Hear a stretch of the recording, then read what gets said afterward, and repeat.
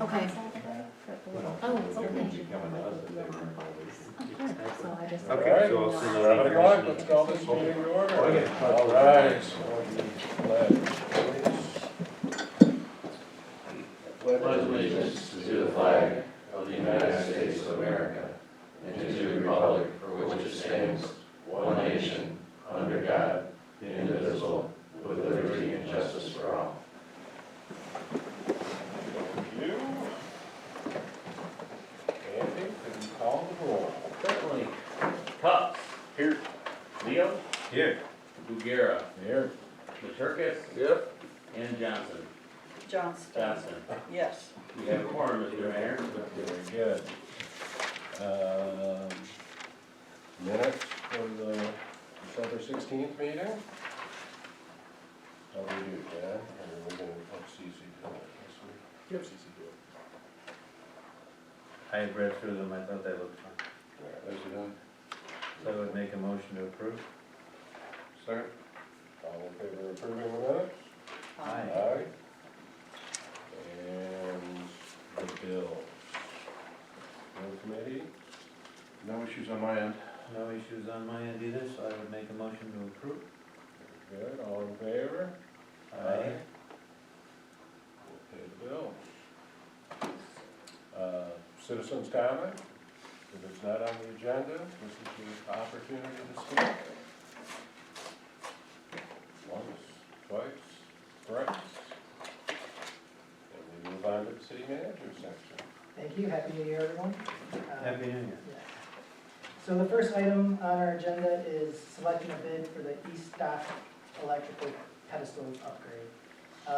So in November, we issued a RFP for upgrades to our electrical pedestals on the city's East Dock.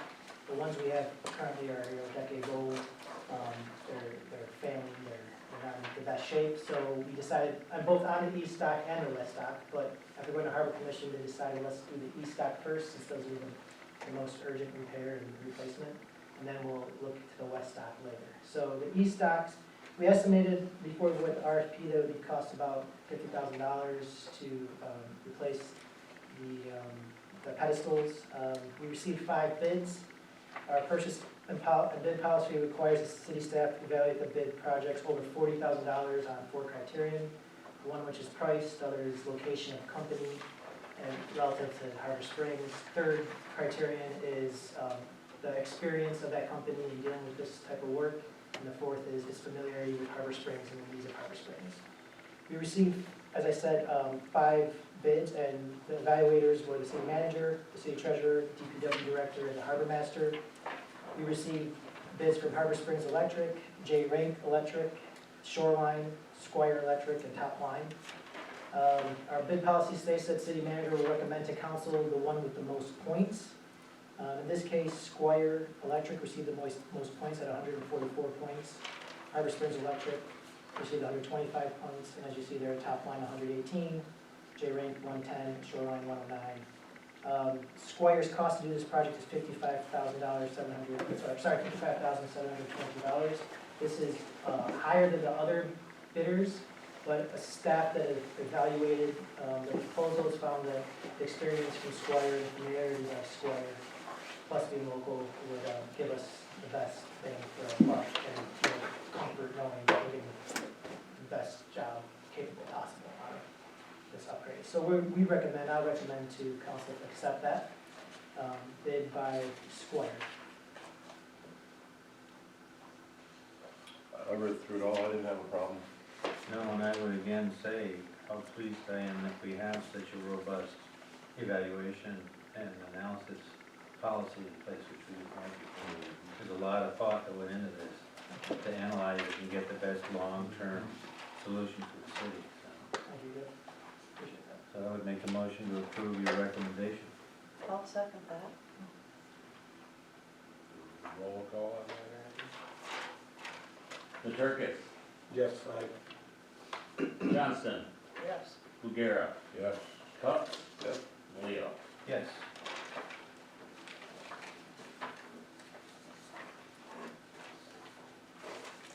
Motion. Motion carried. Thank you, Nick. Okay, the second item on the agenda is the media updates in council chambers in this room. So, for several months now, staff has been going back and forth with different companies and internally talking about possible upgrades to technology, the media technology in this space. Right now, we just have this projector and the screen. We record our audios through this microphone that you see on the floor in front of you. It's connected to a laptop. And really, it hasn't met the expectations of the way technology is going, the way things are progressing. So we wanted to make the media in here, the way we present, what we have available to presenters and people who use this room, just more in line with our expectations for 2020, what kind of technology other places use. So we got 2 quotes originally. Andy was taking up a lot of this work, and Jeff was also involved. 2 quotes originally from 2 different vendors. We called the third vendor, they didn't get back to us, so we only got 2 quotes from 2 vendors. Total Communications Services and Sunrise Electronics and Security. We estimated in our capital improvements plan that we wanted to spend around $15,000 on improvements in this room. So we had a long list of things we wanted done, and the quotes we got back were originally $25,000 and $35,000, so way above what we wanted to spend. So we went back to Sunrise because they seemed to offer the best deals and have somewhat best knowledge for what we'd be getting and more understanding of what we wanted. So we went back to them and told them, hey, let's scale back the things that we originally requested, like a screen in the lobby and some internal systems that would make things easier. We just scaled back what we wanted and got a quote of $17,000 for essentially a new projector, a new screen that would have higher resolution, a TV in the corner there so people on this side can see what's on the screen there as well as here, an audio system that records and plays back that's hooked up to the ceiling. So that way we have an integrated system all in one, video and audio and such. So the options, he gave us 2 options. One was $17,300 for both, or if we take away that TV from there, we come on to like $14,800. Eventually, I know we probably would want some kind of television in here. So if we would, in the future, come get a television, it would cost more to install that. If we did it all at once now, it would be cheaper in the long run as opposed to coming back later. So even though $17,000 is a little bit over what we were expecting, the $15,000 goal, I think if we do it now, spend that money right now, I think it would be better in the long run financially. Because eventually we'd want to probably get a television there. But we don't have to go that route. We can just go with an improved projector and screen as well as an audio in here so we can have better quality for recording and speakers. The stuff you eliminated to get it down to that, is it something you can add later without, like, the screen? So what we lobby eliminated, kind of thing? what was the main 2 things we eliminated, Andy, if you remember? So it's just basically all the technology to make it very user-friendly. That's where all the costs came in on the original $35,000. Is it something we can add later? We did ask that. $3,000 TV there, it's expensive. Yeah, with anything with electronics, the sky's the limit. So they did say that it would be possible to add to that system. Like we talked about adding permanent video recording systems to that. They didn't think that was gonna be a big issue, but electronics, all that stuff is you can easily add to it. Let's say we wanted to split this up in 2 phases, so you got phase 1, and then next year we wanted to budget for the back end of it to finish it. Yeah, well, this proposal before you is really, like Mr. Sidney stated, you like that? It's really, the only other option is just the monitor for the corner there. Right. That'll save you some money. But they have to Well, I come think TV back. is a great idea, I guess what I'm getting at is, all right, 35,000, you got down to 17. If you wanted to add that 17 back into it, what are we gonna? They gave us the Cadillac version. Oh, I mean, okay. so we sat down with Don, the owner, and he gave us the whole version of that. And most of that stuff that's in there, I don't know what all that stuff is. It's all electronic IT stuff. And so some of that, American Technology had looked. We asked our Andy that from the IT to look at all that stuff. He says the stuff was above him. Okay, to answer John's question, if I may, it's a little bit of apples and oranges. the $35,000 solution is using Crestron, which is the top of the line in home theater technology. So you can't, they're almost not comparable. This is just a lower cost implementation of getting AV into the room. Gotcha. If you went with the 35,000, that is now a scalable, bus-driven system. I mean, this was my bread and butter at the last job I had. This is Honda. This is very applicable to what we want to do. And given where we are, I would suggest going with what you've chosen, which is the 17. Adding a TV or two to this is very doable. Perfect. So you don't really need the 35,000 scalable, but it really is.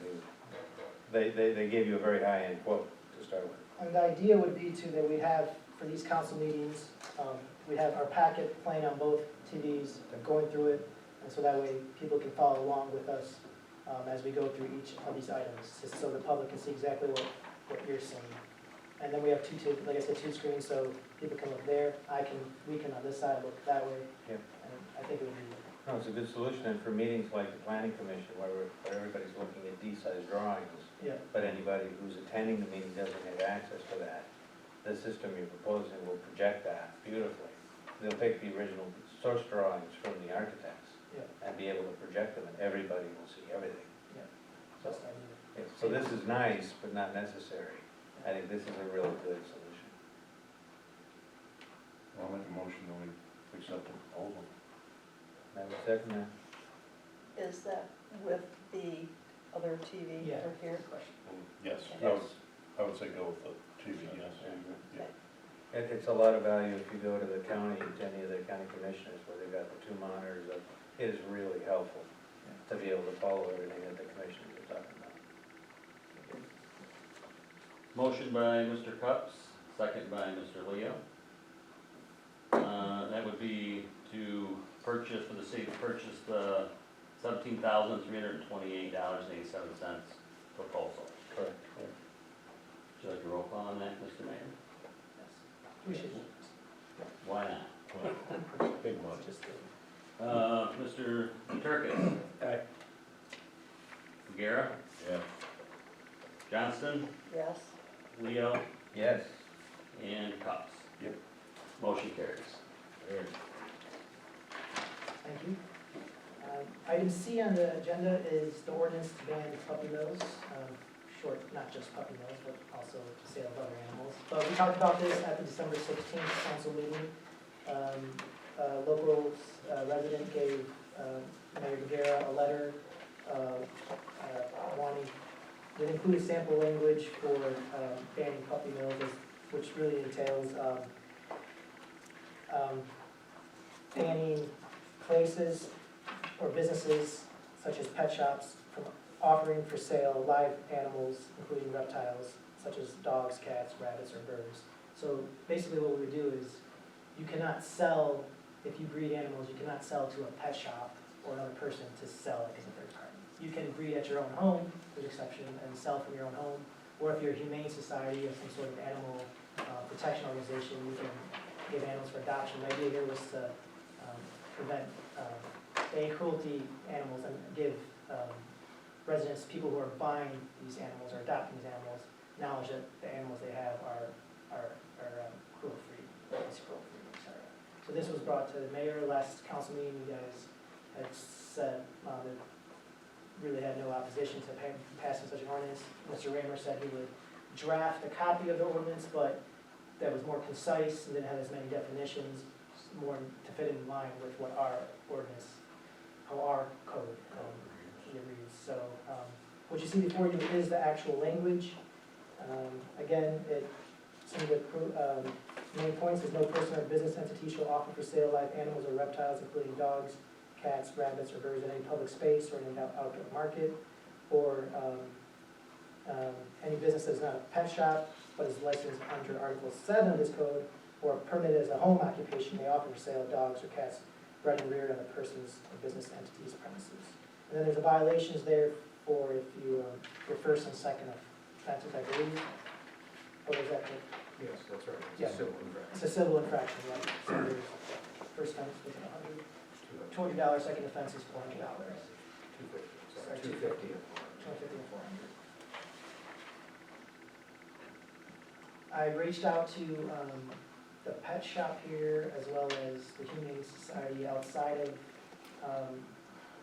city limits, just to get their opinion. I didn't hear anything back from them. I told them they're welcome to come here, but I didn't hear anything back. I sent them emails, because I emailed them the code, the ordinance, but I just didn't hear back. I don't know if they check their emails often, or it's the holiday season, so, All of it. yeah. Well, you mean to say just switch directors, so, that's right. Effective today. I don't think the pet shop is store in the city limits sells animals. They just sell No. food and Right. supplies, everything. Probably if I Detroit. All right, I'll make a motion, we approve ordinance. And puppy mills. I'll second that. Just a quick question. Just notice you used the term pet store and pet shop. Are those meant to be interchangeable? Pet stores is in the whereas, pet shop is in, Okay, well, pet shop is a defined term in the, actually, we defined it, or no, it is a defined term in the state act. There's a state act that's similar to this, and that's what the term is that they use, pet shop. So we referred back to that, that's why we used that. but we're also using pet store. Okay, you mean the whereas clause? Right. Well, okay, we could amend that to be pet shop. That's the way my mind works. I read the one, I read the other one, and I went, wait a Not to minute. do that. Okay. So barring that, yeah, no objection. Motion by McGarrett, second by Nutricus to adopt the ordinance to ban puppy mills. Do a roll call on that, since it's an ordinance. Leo, Yes. Pups? Yep. McGarrett, Yes. Johnston, Yes. and Nutricus. Yes. Motion carries. Thank you. That is all I have under city manager. I do have the manager's report. A couple updates here is, we have, as you know, we were hiring an electric department superintendent. We didn't fill the superintendent role. We decided to fill in the unoccupied or vacant supervisor, lineman supervisor role. This gives, we fill that with Daniel Huey, who is our foreman. This gives an opportunity for Huey, who has been working on line, to stay working on the line and be closer to guys, because he is a certified lineman. That way we don't lose someone and just put them in a completely administrative role. So he'll be able to be the supervisor of the department as well as a lineman. But we shifted some of those administrative duties to Lucas under the DPW. So we've kind of restructured in the sense that the electric department will be joining the street department and the water sewer department under the branch of, there'll be all three branches of the Department of Public Works. Lucas will be the director. As a supervisor, Huey will, be completely in charge of his crew, of everything. It's just for some of those higher level administrative duties.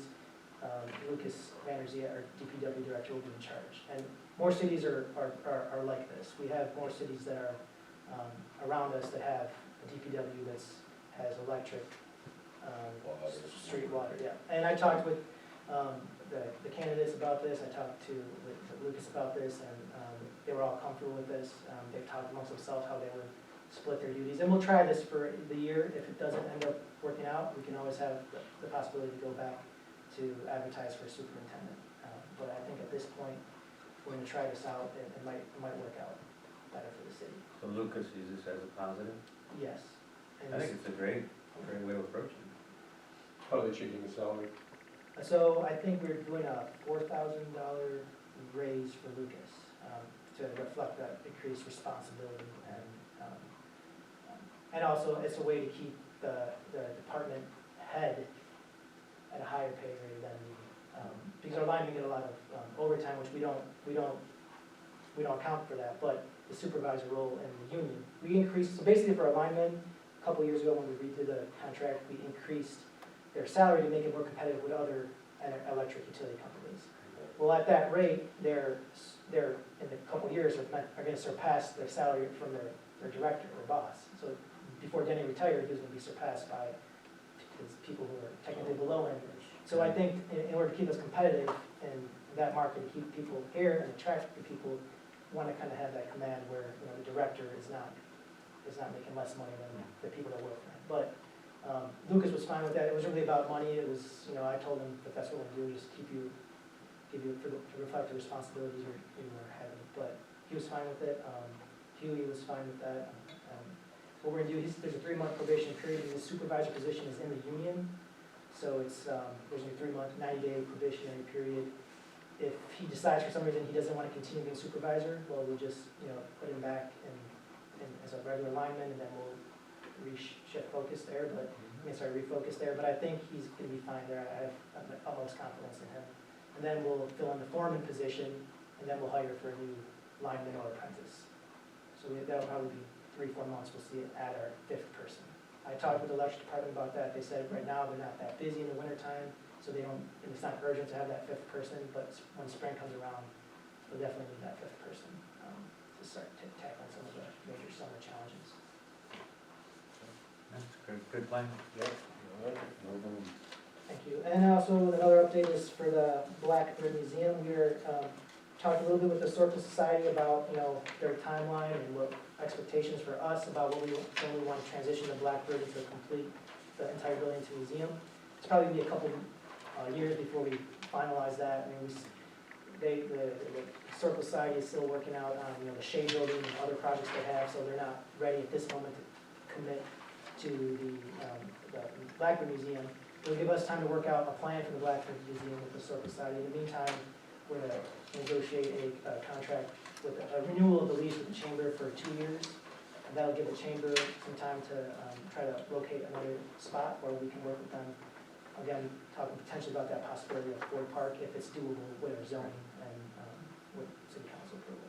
So that's just an update. We're going to likely come back next month with or maybe next council meeting with a renewal for the lease for the chamber at Blackbird Museum.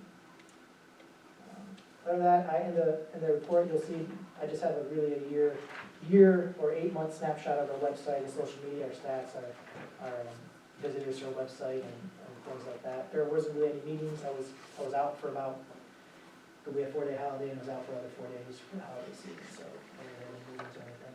Things have slowed down a little bit on the public side of the office, where we're still doing a lot of back-end things. So we got our phone systems, I think are working. And we're gonna shift to then getting the online payment and credit card payment system working the next month, so we look forward to that.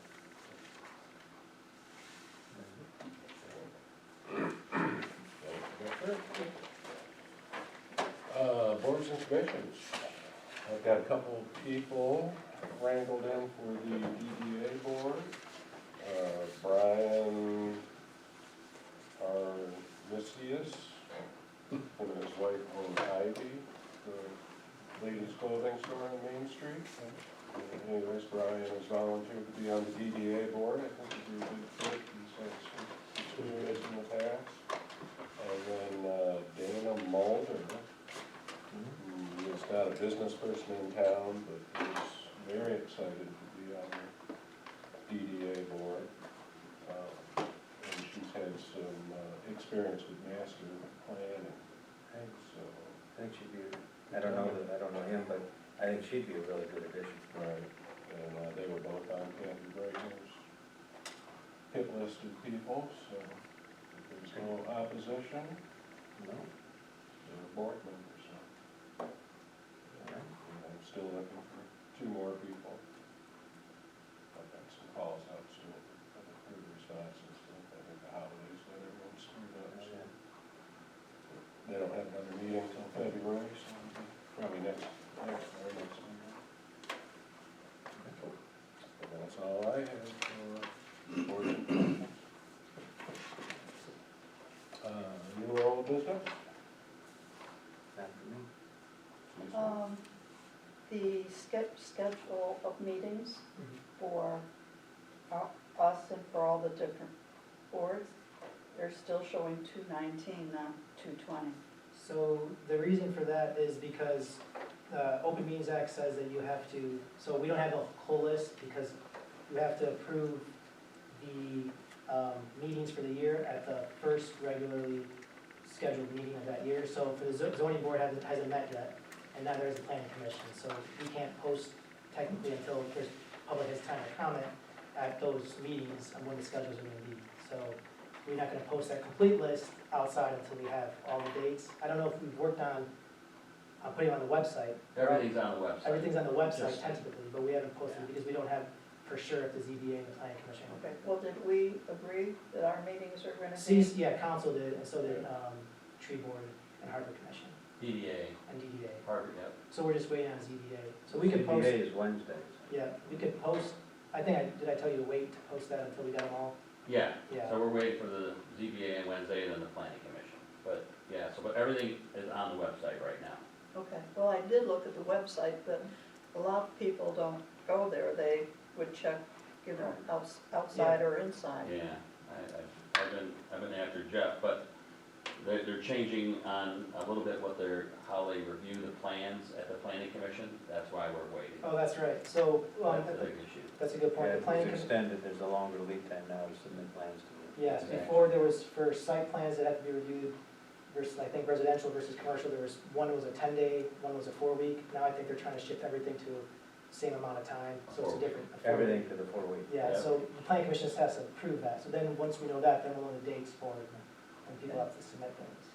But no, that is, we did tentatively put everything on the website, but we didn't want to print when we didn't know for sure for the rest of them. Okay. But thank you.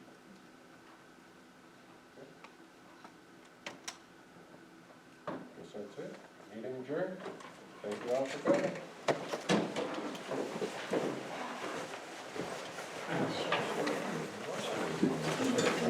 Sure.